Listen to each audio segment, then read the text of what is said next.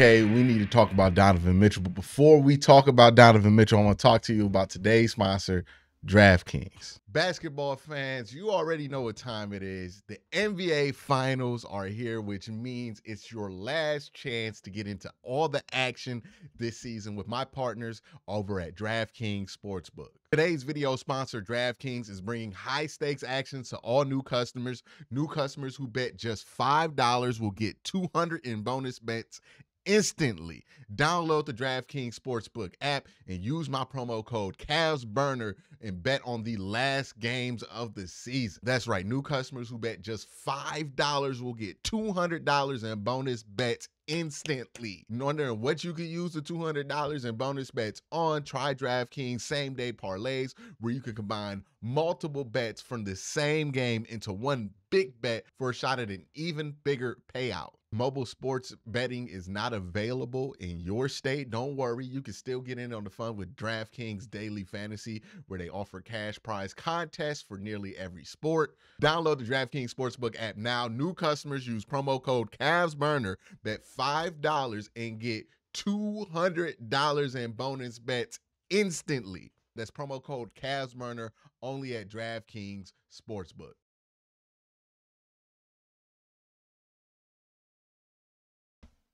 I want to thank DraftKings for sponsoring this video. Now, let's talk about Donovan Mitchell.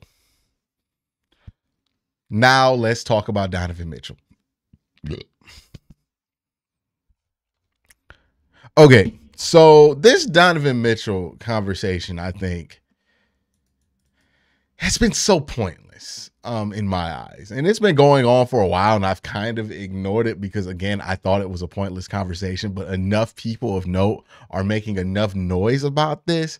And I can't help but feel like some of this noise is coming from bad faith, right? People who want to justify their anger at the Cavs because they didn't make a trade for a certain player here during the offseason, or they didn't make enough moves. So in order to justify it, they're going to say, hey, look, you see all this stuff y'all ain't been doing that I think y'all should do. It's going to cost y'all Donovan Mitchell. And that has snowballed and snowballed and snowballed into something that it has gotten quite ridiculous. Now, first, this needs to be noted in any Donovan Mitchell. Does he want to leave or not? He has showed no credible evidence of wanting to leave. Oh, he dapped up Jason Tatum. He wants to leave. Oh my God, he played golf with Allen Houston. He wants to leave. What are we doing? He's not tweeted in a way that would indicate he wants to leave. He's not said anything that indicates he wants to. We're not even hearing the rumors that you would normally hear. We're hearing stuff speculatively from like a couple of beat reporters are like, oh, well, you know, he likes to be in New York because he's from New York. Well, he wants to go where he's at home, right? Like he likes to go home to New York. Of course. That doesn't mean he's going to leave or demand a trade to go to New York. I think we're jumping the gun. We're confusing two things. Would he prefer to play in New York? Yes, he's from New York. Does that mean he's going to go to New York? No. Two, and this is one that I'm shocked that nobody's thought about. Do you think the New York Knicks want Donovan Mitchell at this point? Like, this is a serious question now. They just got much further with Jalen Brunson than the Cavs did with Donovan Mitchell. They just dominated Donovan Mitchell in the playoffs. They've seen Jalen Brunson beat Donovan Mitchell 2 times in a row. Are you really interested in clogging up that backcourt with Donovan Mitchell, creating a situation where you're going to have to play 2 small guards most of the time just to say you have Donovan Mitchell? It doesn't really make the most basketball sense for the New York Knicks to go after Donovan Mitchell. So again, the question can be there, does Donovan Mitchell want to return home? Eventually in his career, he would like to play home. I'm pretty sure of that, right? He would like to play for the Knicks at some point in his career. That doesn't mean that this is the time to do it or that he's going to demand a trade to do it. That's kind of ridiculous. That's a jumping of the gun.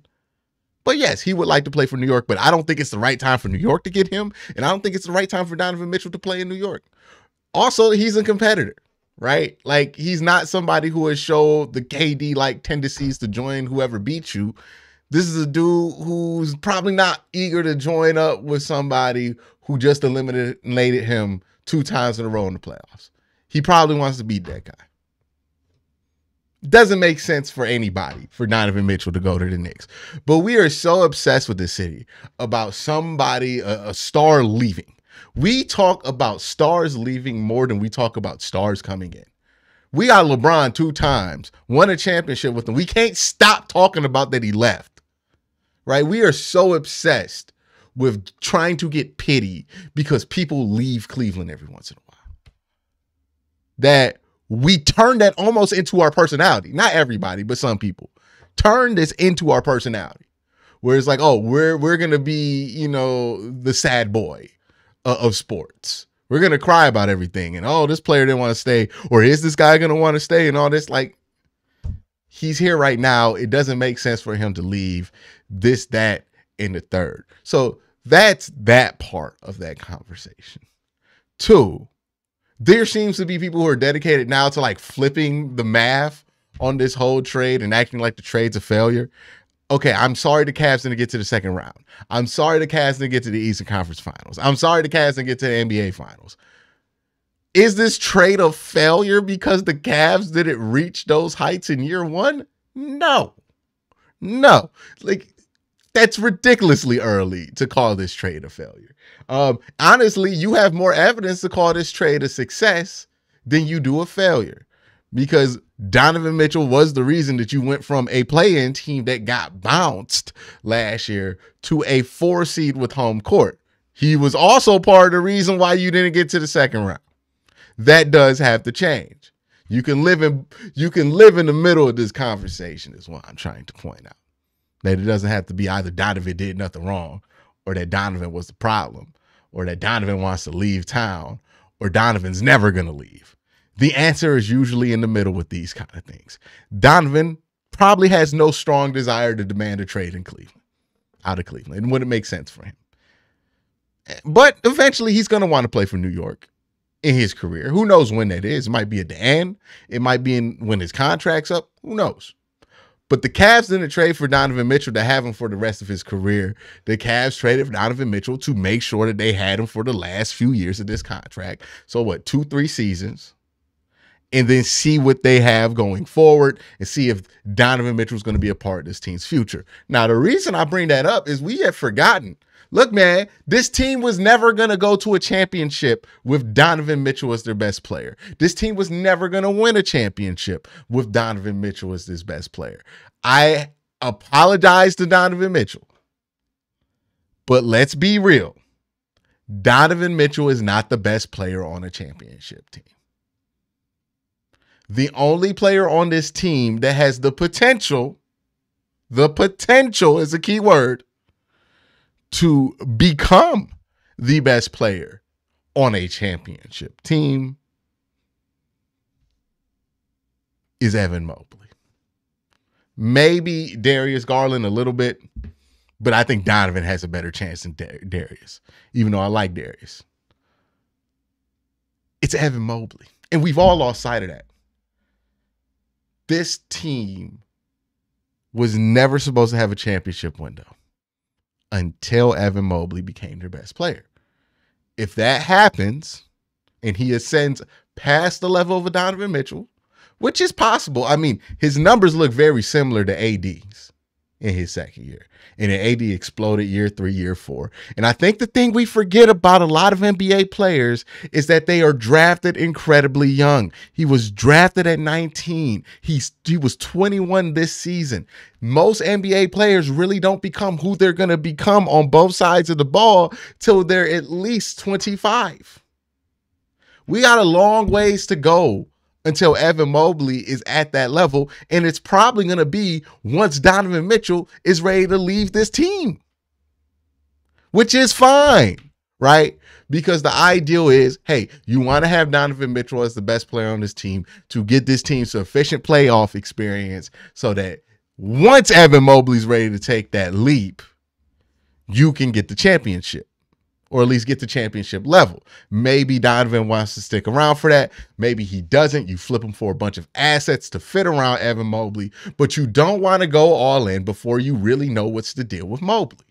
Because right now, we're not sure if Evan Mobley is going to be a really good defensive player and a shaky offensive player, a all-star level player, but not a superstar level player, or a star level player, but not an MVP caliber player, or a MVP caliber player, right? If he gets in the upper half, then that you have something. If he stays in that lower half, then you don't.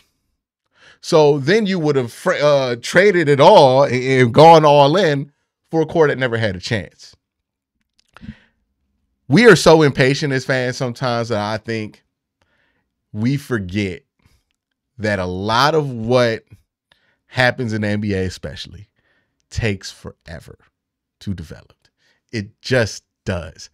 These things take forever to develop. The Denver Nuggets are a great example of this. How many years did nobody take the Denver Nuggets seriously, right? Oh, yeah, it's the Nuggets. It's the Nuggets. You know what I mean? And then this year they were ready. Ironically enough, I feel like I'm wearing Denver Nuggets colors.